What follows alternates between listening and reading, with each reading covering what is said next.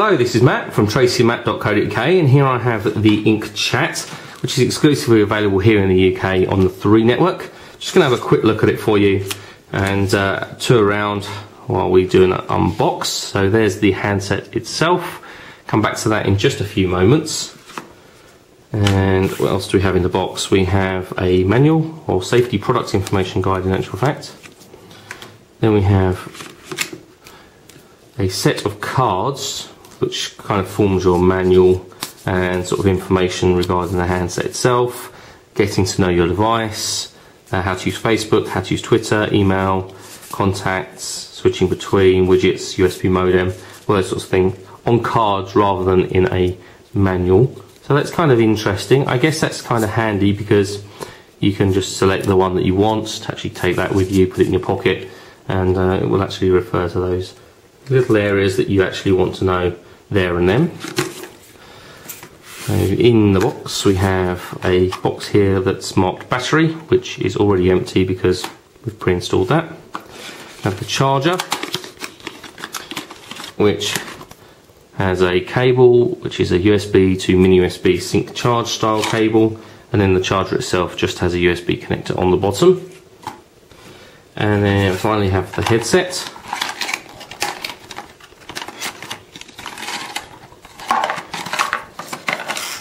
which is a pretty bog standard headset which has a mini USB connector on one end, a length of cable, then we actually have an inline microphone with a push button, and headphones themselves, which don't look awful. I have seen worse, I have seen better, but I guess they're kind of average looking headphones, so that's our wired headset. The only thing with that is that you would have to have an adapter if you wanted to use your own headphones rather than using the ones that are supplied because of having that mini USB style connector.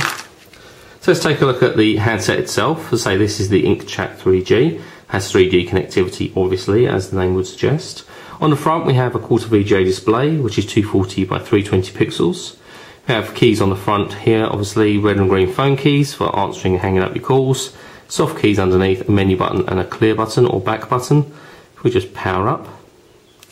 We have a QWERTY keyboard underneath, which is not a bad QWERTY keyboard, it's a decent size.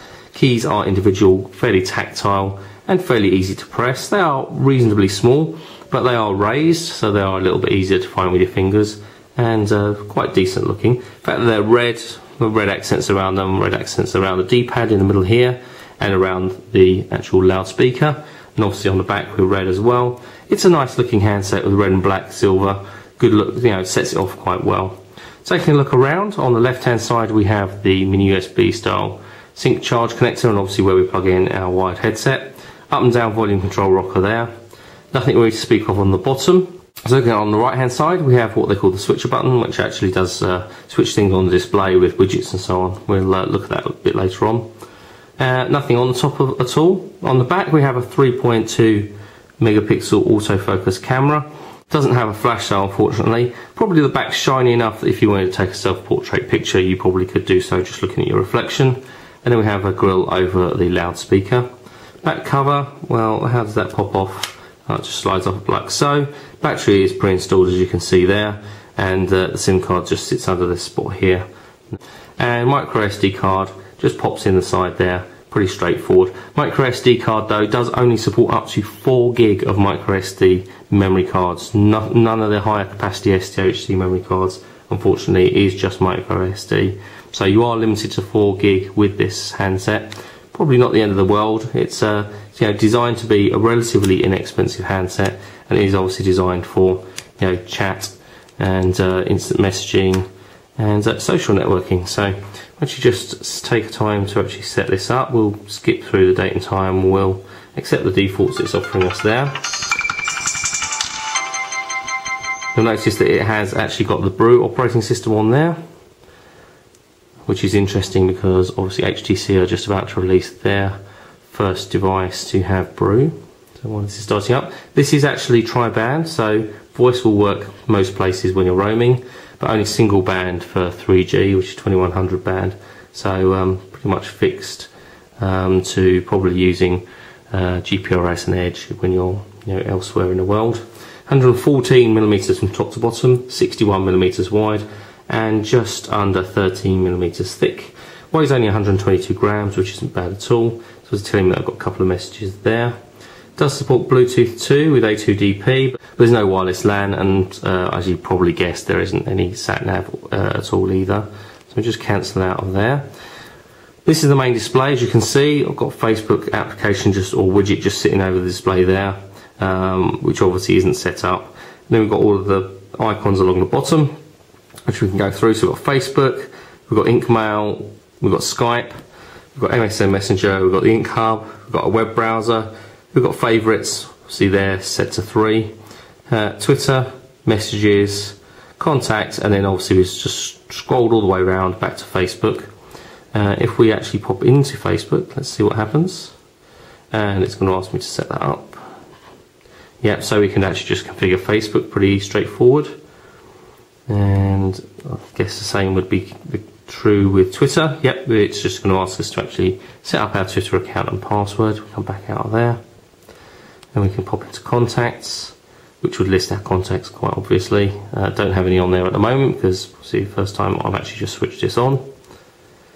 If we actually start pressing buttons down the bottom, it will actually act as our phone dialer. We can dial somebody's number, obviously make a call. And we can go into options. And we can hide widgets, add new widgets, or we can use the switcher. So let's see what the switcher button does at the side. That effectively just switches between your 3 favourites by the looks of that. No, it's just scrolling through. So the switcher is just scrolling through the applications that you've got widgets for at the bottom. Planet 3 is also another little item there,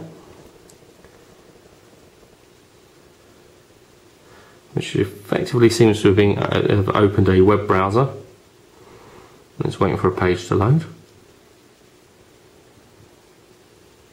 I don't think I have sufficient connectivity here. Unfortunately, I get next to no signal coverage on any network where I'm actually based. So we'll just leave that for now. Close that and exit away from the web. And I think that's most of the things that you can really do on the device. Certainly without actually logging into Facebook or Twitter or any of those things. Obviously asking me to log into Facebook there, or I can search with Yahoo on the display there.